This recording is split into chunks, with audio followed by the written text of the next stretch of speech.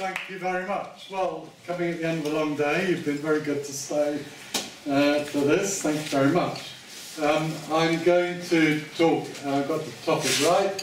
I farm, that's our farm, northwest Norfolk on the coast. I work for the Soil Association, as you heard, founded 70 years ago, on the proposition that healthy soils lead to healthy crops, healthy farm animals, and that provides good, positive health for people. And the goal of positive health was one that those pioneers 70 years ago had for the farm animals. Very similar, I think, to the concept of a positive sense of well-being, which Julia spoke about earlier on today. Maybe even going beyond that to actually exuding good health and the absence of need for treatment. This is our farm in Norfolk. We grow seed crops, spring barley, spring wheat and peas, and we have some beef cattle, red poll, and traditional Norfolk-Suffolk breed of cattle. We'll come back to them in a bit. The farm also farm for wildlife. We have some high-level stewardship and lots of places for people to walk. So I was particularly pleased to have received this photograph from somebody walking around the farm earlier this year, which went with the farm slogan. So what I want to cover, really, and this picks up quite a lot of what you've heard being said today, the farm animal welfare must not be considered in isolation from other impacts of farming and food. So very strongly welcome that multidimensional approach which you heard from the Commission earlier on today, and which I would say is still not being adopted in, certainly in England, maybe a little bit more now in Scotland and Wales, where agriculture has devolved and policies are beginning to diverge in a positive way, I would say. Farming has a dramatic impact on the welfare and indeed the existence of a huge range of wildlife which has come to depend on farmed environments and of course affects human health. And we face a diet-related ill health crisis, which I'll say a bit more about, from unhealthy diets based on intensive factory farming systems and processed food. And that's an effect not just in North America where it started, and in Western Europe, but now in countries like China, India, Brazil, where diet-related ill health, obesity, are becoming major public health crises. And my conclusion, which is a positive one, I'm always optimistic, is that this idea that if you solve one problem, you make everything worse somewhere else is bullshit. Actually, the solutions to all these problems in farming and food work together, and what's good for animal welfare, good for the environment, good for public health, and so on. So I'll explain why I think that's true. So to start with this impact on wildlife and the effects of pollution from farming, particularly the process we've adopted since the war.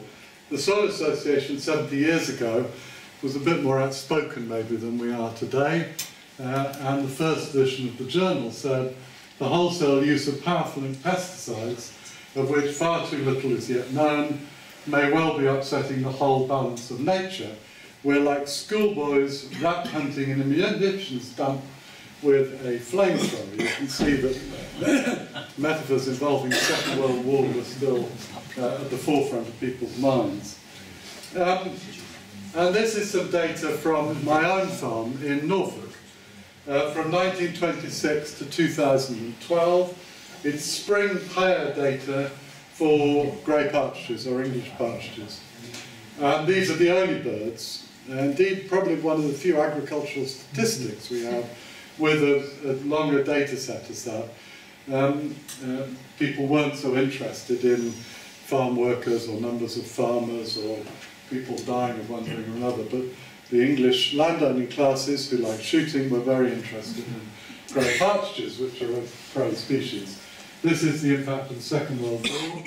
Dangerous time to be edible and living in the English countryside. But not as dangerous as the early 1960s. This is more or less 1965, 4, 6, 7, when Rachel Carson published Silent Spring. And that's what happened to the grey partridges on our farm, and there's data to show this is fairly typical. In fact, northwest Norfolk, where we farm, is a strong point of grey partridges. So if you're worried about animal welfare, and death is a pretty serious issue, premature and unnecessary death, this is what you should be concerned about, amongst other things. Because, of course, this reduction in grey partridges, which happened then, applied to all sorts of other birds, all the farmland birds, corn buntings, skylarks, tree sparrows, and so on. And there have been subsequent declines. This is where the government started measuring farmland birds from. You hear about the Farmland Bird Index and the catastrophic declines of 90%. It started in the 1970s. Earlier data for other birds is just simply not available. And you can see we tried with set-aside and stewardship and then organic to get things back. And this data, we'd have double number of grey partridges if we killed predators. So if we killed other wildlife, we'd have more, but we don't. But nevertheless, we can pretty much stop the decline, which is continuing nationally and in our area through going organic. So farming has absolutely dramatic impacts on wildlife. And as Rachel Carson said in the 1960s, control of nature is a phrase conceived in arrogance, born of the Neanderthal age of biology and philosophy, when it was supposed that nature exists for the existence of man. And what's staggering to me, getting older, is how we fail to learn anything from our past experience. And we are now going through exactly, almost precisely, the same arguments with neonicotinoids, a systemic insecticide now used on nearly all oilseed rape and maize in this country, and increasingly on cereals, as they went through the RSPB and the Nature Conservancy Council did with the industry over DDT in the 60s. It's a cumulative effect, not an immediate one. Eggshell thinning is one of the impacts of neonicotinoids, just as it was with DDT. The industry is denying there's any evidence. DEFRA is saying the science is not clear. Absolutely, precisely the same arguments, the same trajectory. And of course, these things will be banned because they're killing bumblebees and honeybees and other insects in huge numbers. So, when we think about farm animal welfare, think about farming systems which are positively good for farm wildlife, not bad. Let's look at diets and this crisis we face in Western countries, and now it's the same increasingly around the world, of diet-related ill health. Reckoned to be costing the National Health Service by the Cabinet Office £6 billion a year.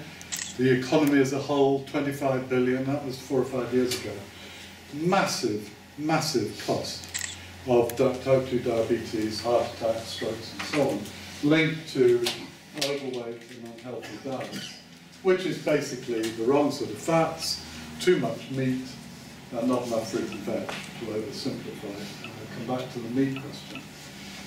And this is a huge, huge problem, and I believe, rather than climate change or animal welfare or the wildlife declines, it'll be public health concerns which drive change in agriculture in many fields, including antibiotic use. Now Soil Association's done some work on this. We got involved in school meals in about 2002. A woman who was a head teacher of a primary school near Newark, called Jeanette Orry, came to one of our conferences and said, you really ought to do something about school meals. And the origin of this was mad cow disease. Nottinghamshire County Council banned schools from serving beef. And they left the ban in place long after they should have done, if it was, anyhow. And Jeanette, the school cook here, the dinner lady, knew a farmer in the village who produced beef. And she said, why can't I go and get beef from the local farmer? County Council said, no, not allowed. So they took the school out of the County Council meal service, small primary school, and produced their own meals. And from that, she generated the ideas which Jamie Oliver picked up and used with her support and encouragement in his TV series, of having kids eating decent meals, tablecloths, knives and forks, not these plastic flight trays, knowing where the food came from, healthier food, eating with adults. You can see not only teachers, but also the pensioners club from the village eating in the school. I've been to more than one primary school where I've stood at the edge of the dining room with a head teacher, and I've turned to the head teacher and said, I see none of your staff are eating with the kids. And the head teachers turned to me and said, you don't think any of us would eat that crap, do you? And I thought, I had young kids at the time, I'm putting my children in charge of somebody who's feeding them something they wouldn't eat themselves. Now, school dinners have improved a lot, thanks particularly to Jane's campaign. And we've run a programme called Food for Life, where what we're aiming to do is engage kids in the whole range. Just changing food doesn't tell anybody anything, and this picks up on some things that I think others say. So this is a kid from the local primary school near us in Docking, with the head teacher at the time, getting close to nature. And we talked to them about where the food comes from. And you stand like this, so I'm standing in the field, and saying to the kids, you know, well, do you know where a sausage comes from? And all the teachers go. All the kids looking gleeful and said, yes! So the idea, we have, I think, had over many, many years, one young girl who said she was going to go vegetarian, but none of the others. They're just really interested to know what the food comes from, and particularly in our area, which is arable, they'd go into a school in a rural village, Docking, great history of agricultural trades union activism and other things in Docking anyhow, surrounded by wheat. None of them, when we first started this, knew what wheat was, and certainly none of them knew what it was used for. And here they are with wheat that they have collected from our barn, ground into flour, sieved, and they're making probably chocolate chip cookies, which you shouldn't do. With eggs they're collected from the chickens as well. And this work we got a lot of money from the lottery, 17 million quid over 5 years, and we very carefully reviewed the independent universities, looked at what thing, and it has a huge effect on performance of schools academically and behaviour. You increase school meal take-up, so it has a disproportionate impact on poorest people, going back to the thing about class and so on. So this improving school dinners helps the poorest families in society more than any others. We got a huge increase in uptake of 5 or more fruit and veg. I think the 5-a-day campaign has achieved changes of 2 or 3%, which is considered pretty impressive in public health policy terms. We got nearly 30%. More surprising still, nearly half the parents changed what they were eating. So you know, kids come along and say, can I have a Mars bar? They come along and say, can I have an orange, can I have an apple, can I have a baked potato, I don't even open chips anymore. And the parents have to go along with it. So it changes the whole of society's eating, and you get a huge return from local sourcing of food to the local economy. And what we're looking at in this programme is seasonal, freshly prepared, locally sourced food and various other things, as well as learning to cook, learning to grow food as well. All the schools have a growing programme. They grow something. Even a school in Hackney with a little thing size of these 2 tables can grow things which they can then harvest and go into the school dinner and visit farms to see how things produce. And we want to make it fun. Remember that eating is should be a joyous social experience. And we've developed this as well to look at food service, catering. So, I don't know what the food's like in this university, but you've got to maybe we'll sharpen it up after this, because the Food for Life catering mark is the best practice scheme in the country, which we run. It's independently inspected and verified each year. We're promoting healthy eating, environmentally friendly menus, and better animal welfare.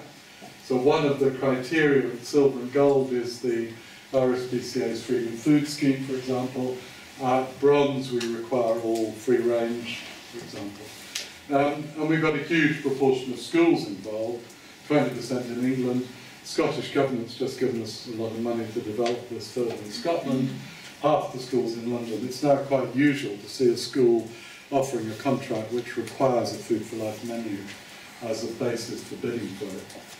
And we've got the largest nursery provider in England, say schools or several hospitals, half the universities in Wales and several in England and Scotland, care homes, one of the biggest care home providers. Pearson's, a FTSE 100 company, have got all silver and gold menus for their workforce.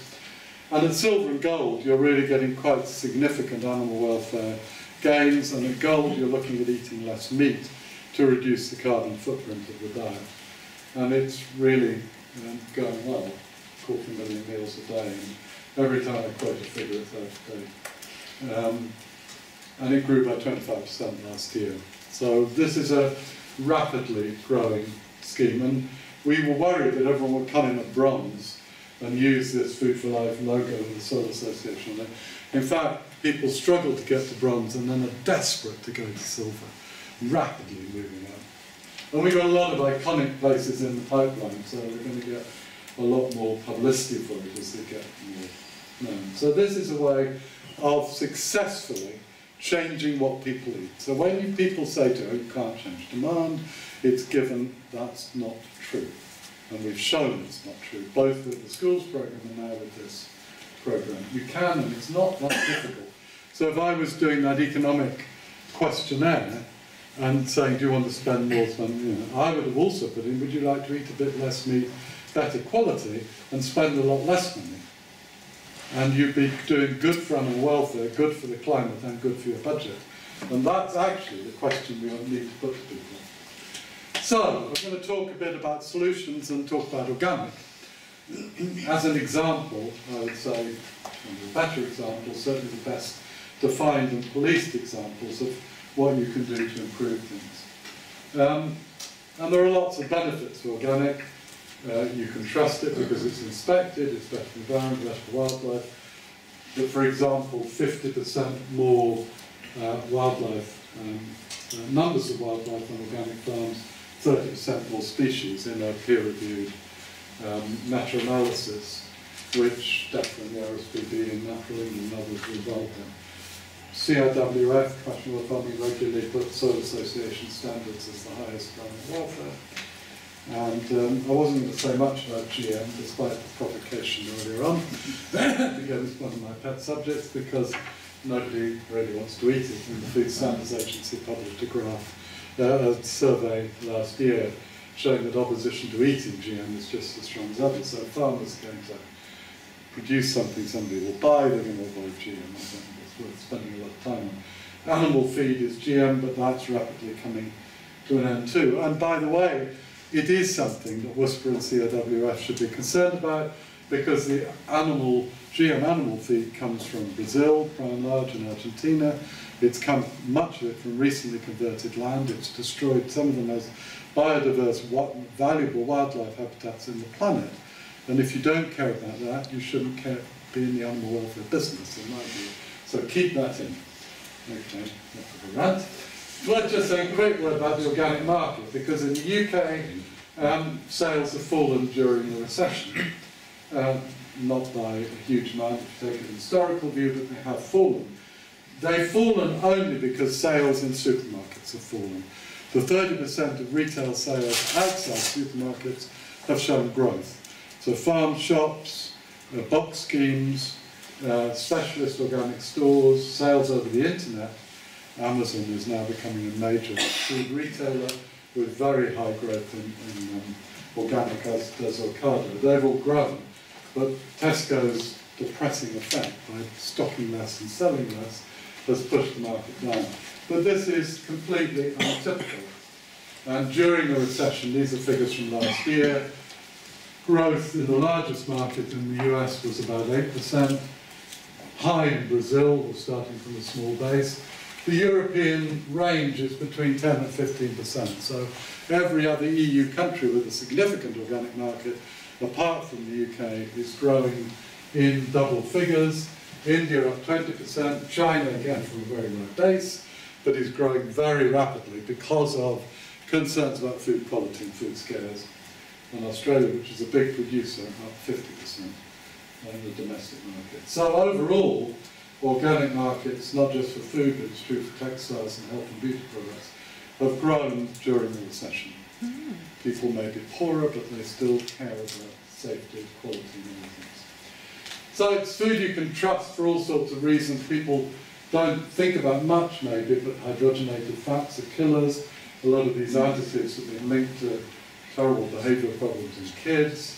The routine use of antibiotics in farming is what's removing life-saving antibiotics from some, and a small part, but it's a significant part of the problem, from human medicine. Most of it's overprescribing by doctors to people, no growth hormones and so on, and you avoid almost all exposure to pesticides by buying organic. And that's true around the world, this testing.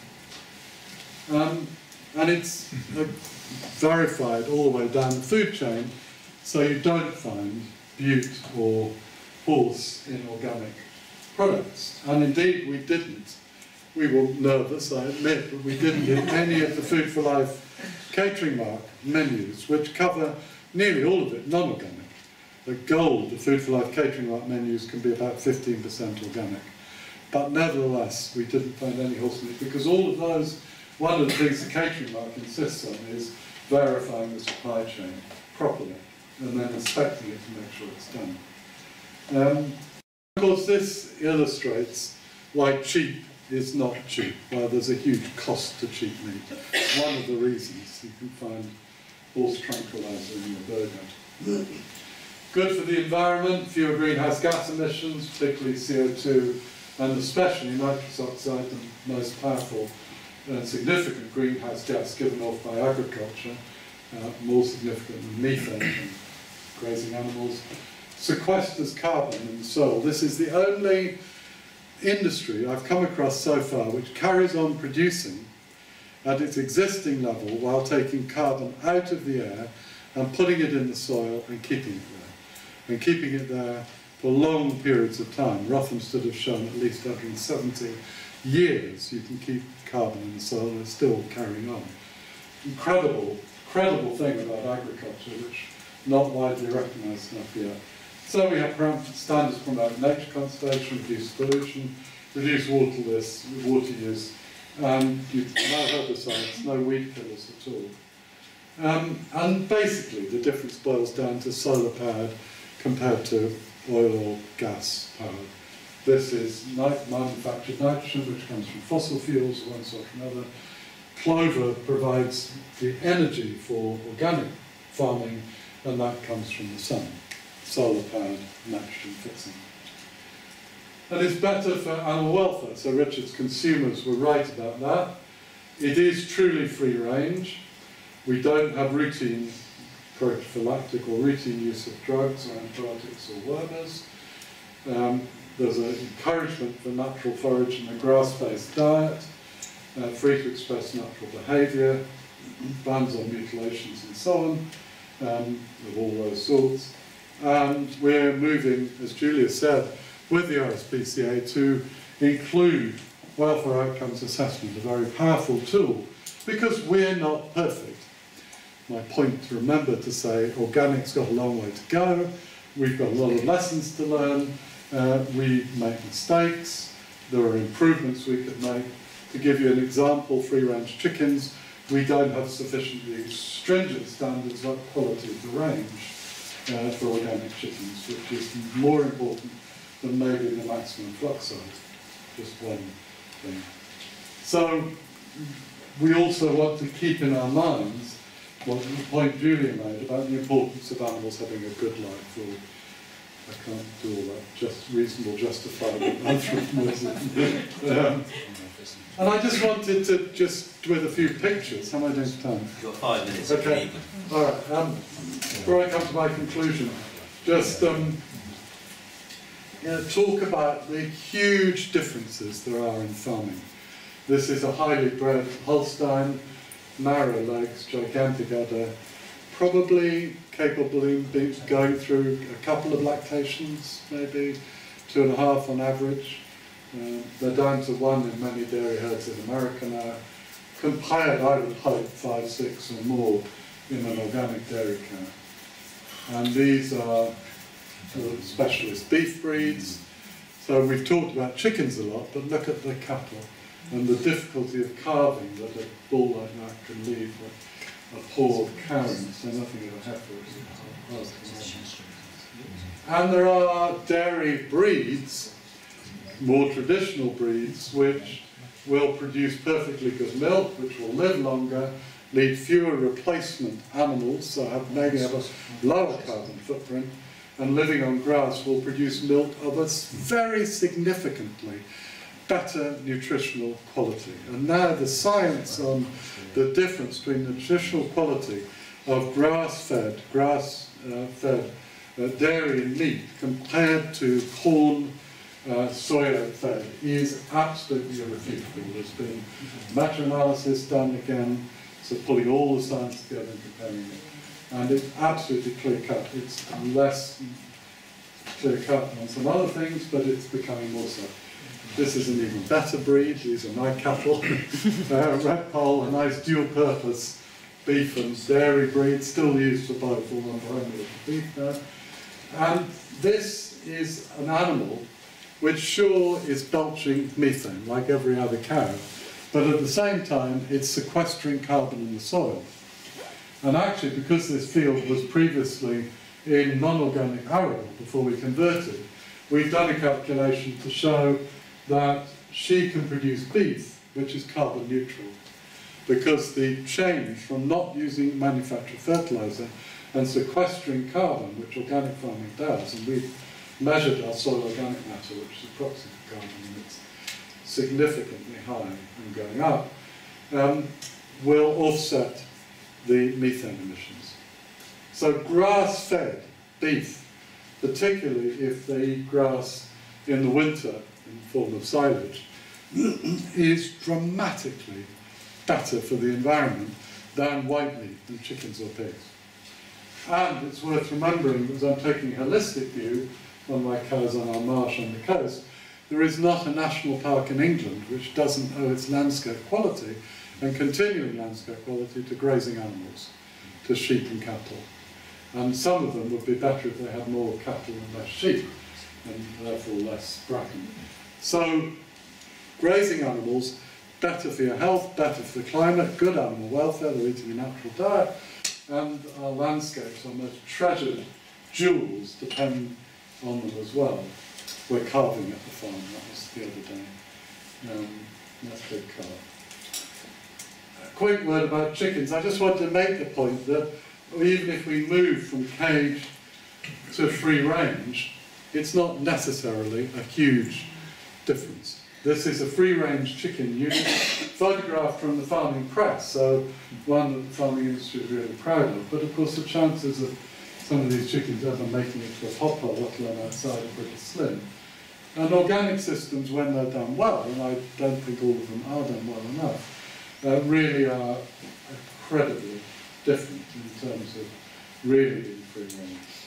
And we don't need to use this routine or regular use of antibiotics, which is now increasingly controversial. Farmers Weekly are running a campaign on it. There's a recognition the European Union are going to move on antibiotics, quite rightly. There is just the beginnings of the Department of Health taking an interest in agricultural use of antibiotics, thanks to a debate which that Goldsmith MP had in the House of Commons a few weeks ago. So things are changing on that, and not a moment too late. And with pigs, we may have moved from some of the worst practices, but again, compared to the quality of life that I saw in the pigs we have living outside, and it involves having a different breed, different expectations of productivity and production. I mean, all of that has to change. You can't just adapt, make tinkering at the edges changes, in my view, and really make much difference to the welfare of the animals. These are outdoor reared pigs. Again, a picture from Farmers Weekly. And these are organic outdoor reared pigs. And this is how they're finished. So there are gigantic differences. And I want to finish a couple of minutes just on the usual argument which is used about organic farming that will never feed the world. Well, we've got more than enough food for everyone on the planet at the moment, and we're not doing a terribly good job for feeding everyone, because there's just under 1 billion people starving and hungry, as well as the just over 1 billion now overweight and overeating. And apart from climate change, the other challenge is providing a healthy diet for everyone on the planet. When 400 international scientists signed up to a report, widely ignored in this country, but taken more seriously, I'm glad to say, by the Commission and others, because it was 400 international scientists, not just a few English scientists, who said that to feed a growing population agroecological, not intensive systems or GM, are what we want. And it's worth remembering that you can have famine in a country, 1 million people starved in 1984 in Ethiopia, while animal feed was being exported to Northern Europe. Food for intensively reared chickens and pigs and so on. So we need to eat fewer empty calories and less cheap, intensively produced meat. I'm sure you know the statistics about how inefficiently soya and grain is converted by cattle compared to grass, which none of you are going to live on grass, but a cow can. So it's making good use of something that we can't eat. And we need to stop this epidemic of diet-related ill health, as I've said. So we need to change what we grow, how we grow it, and who we grow it for. All of those things need to change on a global basis. So in the south, people need to prioritise growing food for themselves and their own communities, so they stop starving and people in their country stop starving, rather than a quarter or more of their land being used to pump soya and North American and European beef.